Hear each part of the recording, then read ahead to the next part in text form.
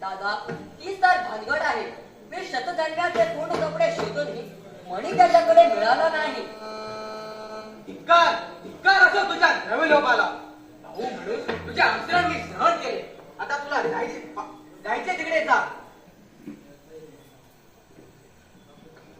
आता या द्वारकेत मला संवाद सुद्धा नको. मी आता वेळी नगरात जातो. बरं आहे.